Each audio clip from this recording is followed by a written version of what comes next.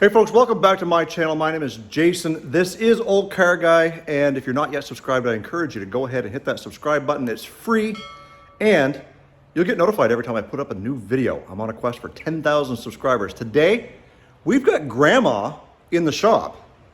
We're gonna be doing some work to it today, so stay tuned.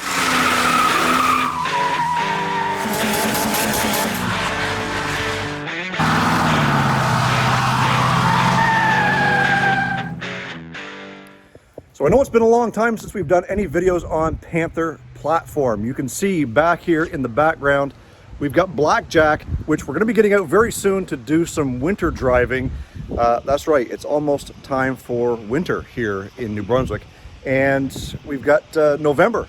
We're in November, I can't believe it already. So we've got Grandma here, and there's a couple of things that we wanna do to it today to get it ready for winter. Let's take a look. Now I do apologize for the wind. I'm going to try and stay inside here as much as possible. You can see all the bugs from summer driving back and forth to the campground where we stay in the summertime has played its toll on the front of Grandma. Also, we're going to be seeing if we can get rid of all this tree grime. When we're down at the campground, the car sits underneath trees, and well, that's what we get. And the whole car is covered in it. We've got the hood up here on the roof, and most that I notice is right here growing around the gas tank, the fuel neck. The other thing we're going to do is we are going to be switching out to the winter tires. So one of the things we're going to be doing as well is getting rid of this rust. You can tell that the door sits in a little bit further than the dog leg. Well, what that does is it collects rocks and sand from the front tires, and it just sandblasts it and removes the paint. So we've got a fix for that. Also up here on the front leading edge of the front fender, we're going to be doing the exact same thing. So all four corners are going to be getting touched up. We're going to be cleaning the paint. We're going to be getting the winter wheels and tires on it, and then we're going to tackle a little cleanup on the inside as well. But first things first, we've got to get it inside the shop and do an oil change, so let's get at her. All right, so before we get Grandma up in the air, I wanted to check all the fluids because, well, it's not my primary vehicle. My wife drives it mostly, and, well, if she's willing to let it run out of gas, then she's probably not going to tell me if something else is wrong. I don't know.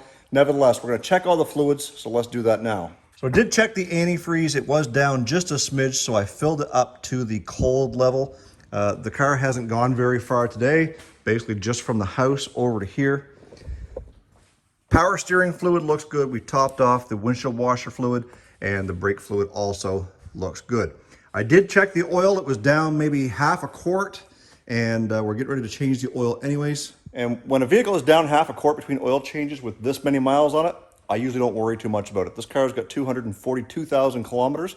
The metric conversion is probably like 140,000 miles, so it's bound to burn a little bit of oil. We're going to put it up in the air, make sure it's not leaking it. Let's get her up there. Now, before we get it completely all the way up in the air, this is the time I'd like to take an opportunity to check things like brakes and front suspension to make sure there's no play or nothing loose or worn out. And as we kind of come in here and look, we can still see the brake pad. There's lots of brake pad on the outside. And once we get it fully up in the air, we'll check and see what the inside pad looks like. We come up front here as well. The rotors are looking good, and from what I can see, those front pads are also looking good on this side as well as this side. You might not be able to see it on camera. Now we're going to go wiggle the front end, make sure we don't have any loose parts.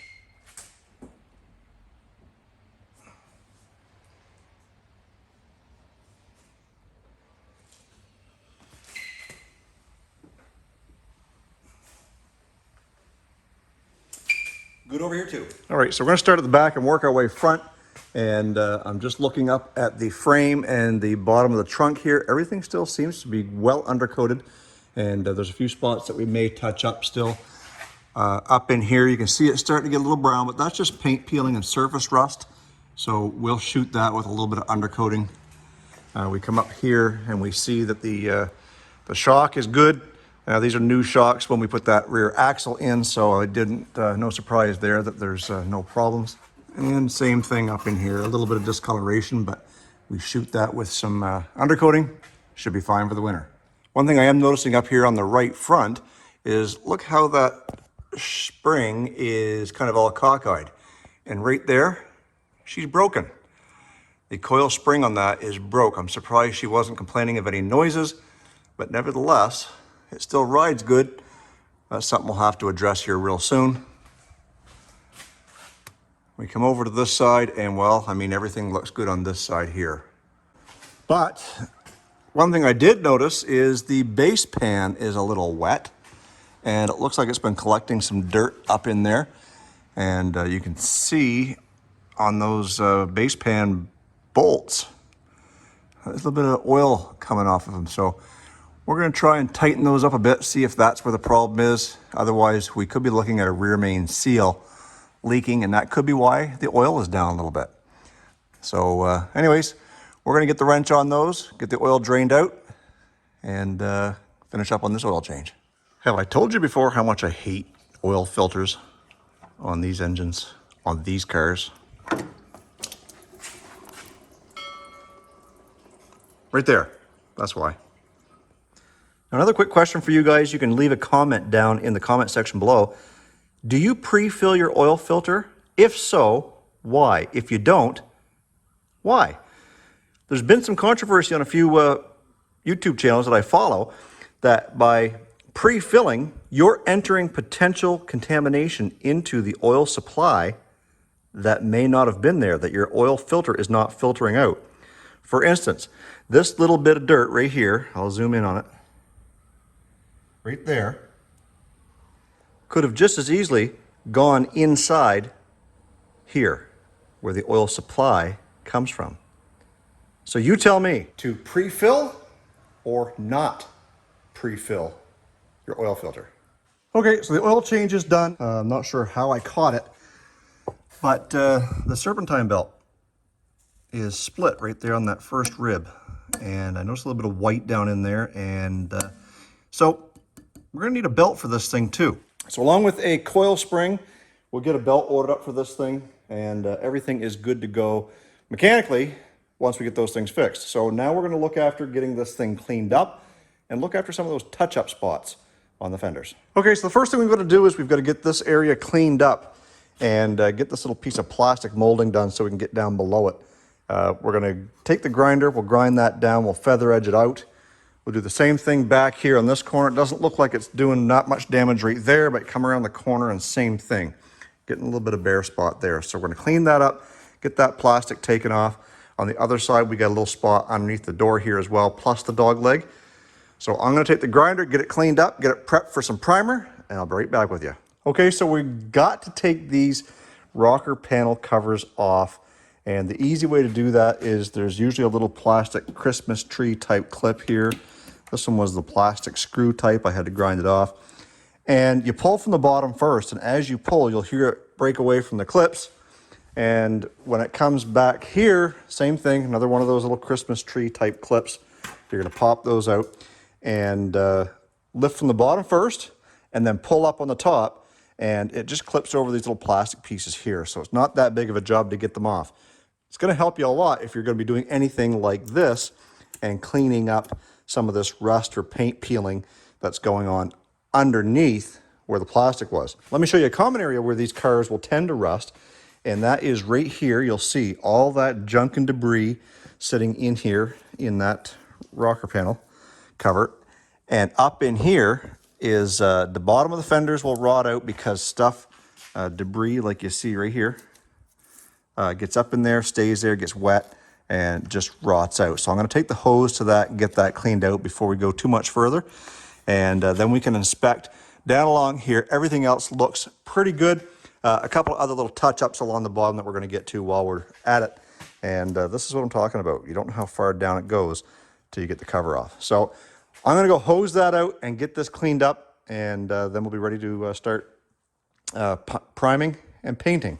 And over here, I've got the rust already ground away, and ready to shoot some primer. We're also going to come down here on this black section here, just going to clean up that spot as well.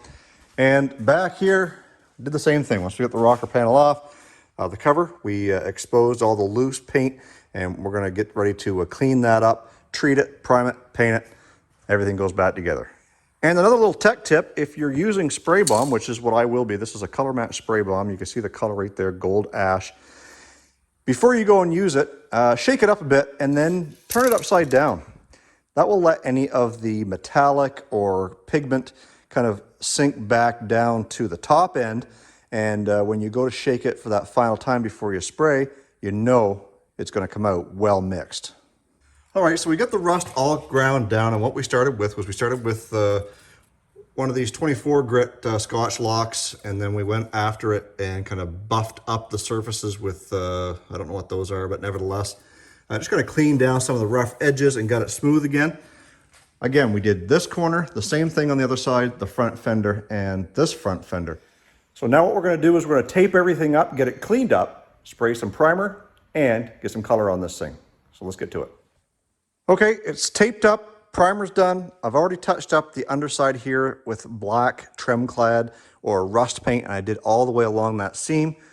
We come back here, and this side here is also ready for some color. Left rear, bottom of the rocker, and both sides of this corner of the door. And last but not least, we've got the driver's side front corner. And again, I've already got the black done the whole way along, and we're ready to shoot some color, so let's do it. So we've got some color on it now. Before I reveal to you the finished project, we're gonna get it cleaned up first. We're gonna take it over to the wash bay, give it a bath, get all that tree grime off of it, and then we can do a big reveal when everything's all said and done.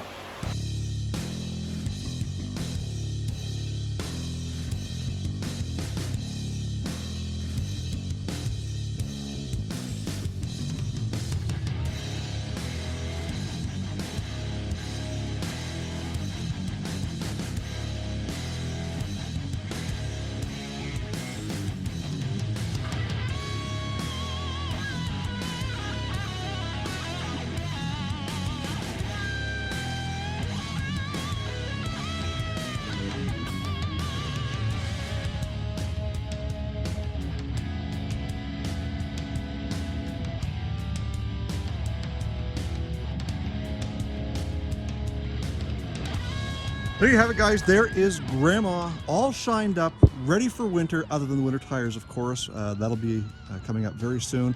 Got to order some struts. And one thing I did notice when I had the wheels turned on the front of Grandma was the upper control arm bushings were looking pretty sad. So I went ahead and I ordered some Moog upper control arms. We're going to have to remove those off the spindle to get the struts out anyway. Two birds with one stone. We'll get that fixed up in another video. The touch-ups didn't turn out too bad, other than the color being slightly darker. You can tell a little bit right there. And same thing back here on the bottom of the door, as well as the dog leg. The color was just slightly off, but you know what? At this point in time, this car is 17 years old. So it doesn't owe us a cent. It has some factory flaws that are starting to show their age, like the paint's peeling here on the underneath the gas cap, as well as the seam that goes all the way up into here. So at some point in time, we're going to be doing a complete workover on this car, likely. Not sure when that's going to be.